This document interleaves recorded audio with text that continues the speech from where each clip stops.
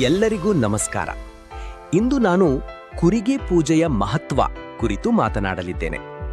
ಕುರಿಗೆ ಪೂಜೆ ನಮ್ಮ ರೈತರ ಪಾರಂಪರಿಕ ಸಂಪ್ರದಾಯವಾಗಿದೆ. ಕೃಷಿ ಚಟುವಟಿಕೆ ಆರಂಭಿಸುವ ಮೊದಲು, ವಿಶೇಷವಾಗಿ ಬೀಜ ಬಿತ್ತನೆಗೆ ಮುನ್ನ, ರೈತರು ಭೂಮಾತೆ, ಪ್ರಕೃತಿ ಮತ್ತು ದೇವರನ್ನು ಸ್ಮರಿಸಿ ಕುರಿಗೆ ಪೂಜೆ ಮಾಡುತ್ತಾರೆ. ಈ ಪೂಜೆಯ ಮುಖ್ಯ ಉದ್ದೇಶ ಬೆಳೆ ಚೆನ್ನಾಗಿ ಬೆಳೆಯಲಿ, ಉತ್ತಮ ಮಳೆ ಬರಲಿ ಹಾಗೂ ಸಮೃದ್ಧ ಇಳುವರಿ ದೊರೆಯಲಿ ಎಂದು ಪ್ರಾರ್ಥಿಸುವುದಾಗಿದೆ. ರೈತರು ಬೀಜ, ಕೃಷಿ ಉಪಕರಣಗಳು ಹಾಗೂ ಜೋಡಿ ಎತ್ತುಗಳಿಗೆ ಪೂಜೆ ಸಲ್ಲಿಸಿ ಕೃಷಿ ಕಾರ್ಯಕ್ಕೆ ಚಾಲನೆ ನೀಡುತ್ತಾರೆ.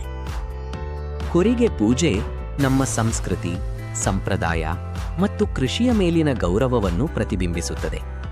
ಭೂಮಿಯನ್ನು ತಾಯಿ ಎಂದು ಭಾವಿಸುವ ನಮ್ಮ ರೈತರು ಆಕೆಯ ಆಶೀರ್ವಾದ ಪಡೆದು ಕೃಷಿ ಆರಂಭಿಸುತ್ತಾರೆ.